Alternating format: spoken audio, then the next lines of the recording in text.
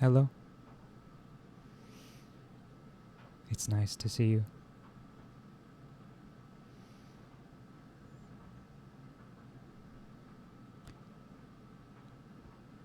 I'm gonna begin today with a song. I'll probably start a lot of these like this.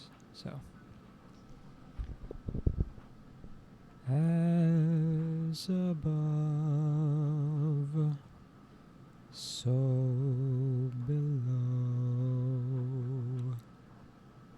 as without, so within. I only want to hold you in my heart. I only want to hold you in my heart.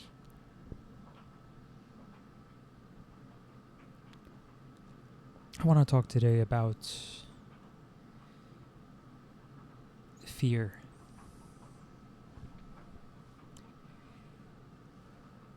A lot of people talk about fear.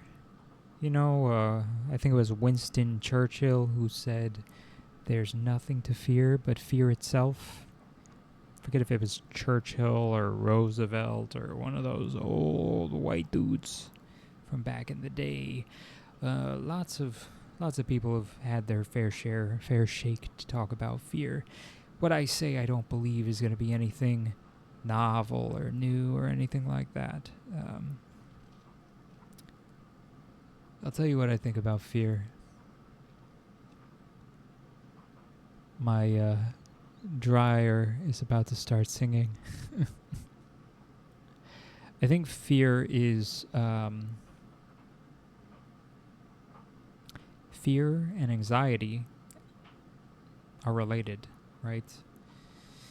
So what about fear? A fear is like it's built on your, what is it? The sympathetic nervous system, right? Like it's meant for running from predators, right? I think humans are masters of being afraid of shadows. You know the old adage, the old story about the rope that looked like a snake, right? You ever see those videos of like people put a cucumber next to a cat and the cat goes rah? They're hilarious. Yeah, so humans aren't the only one who do that. That's what I'm saying. What I am saying also, though, is like humans are masters. Humans are masters of running from their shadows. We create shadows out of anything, everything. I think in some ways it's been very useful for us to create shadows out of nothing and run from it. It's like the overactive imagination that allows us to soar also allows us to be afraid of, Joe Schmo down the street who has a disability, right? Or to be afraid of, someone who speaks a different language than you, right? These are all ways of running from our shadows. Because, like, let's be honest, like, there are things to be afraid of in this world. Loss of the people you care about, right? And one of the biggest tragedies is thinking you can do anything to protect them. You can't. You can do some things to sort of protect them for some period of time. But whether it's from certain experiences you don't want them to have, like, they're going to have them if it, barges into their life, right? You can't really avoid things. You can avoid them, but once they're at your doorstep, once they move in with you, you're kind of screwed. And then what? Well, then you have to deal with it, right? You can say, well, I don't want to deal with it before I have to, but okay, well,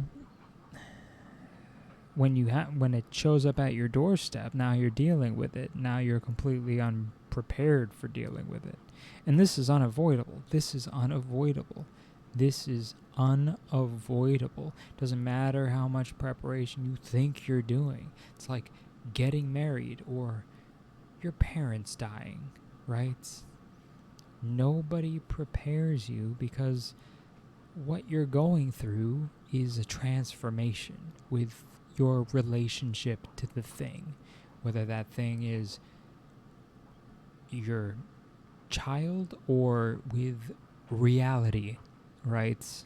The things you thought you knew. All of that stuff goes out the window when you're confronted with your own limitations, and that's very uncomfortable.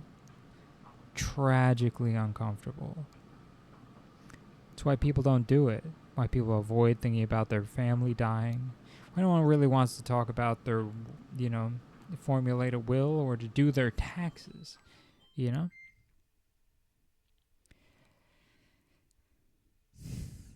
nobody wants to face these things. Nobody wants to face these things. But we have to, eventually. We will. We will. If we're lucky, we'll have found ourselves the right balance. We'll have found ourselves in life to have had the right balance of, challenge to, pleasant experiences, right? Probably like 30-70, 30% challenge, 70% pleasant experiences is probably what most people should be able to deal with. I think 30% is a solid, frequent enough to stay resilient, but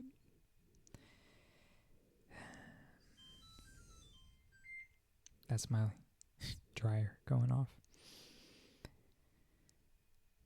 Okay, well, that's all I've got to say today.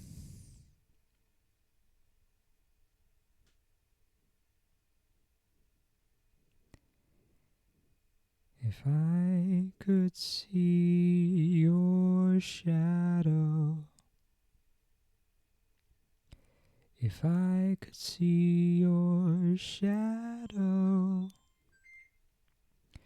if I could see your shadow, what would I see?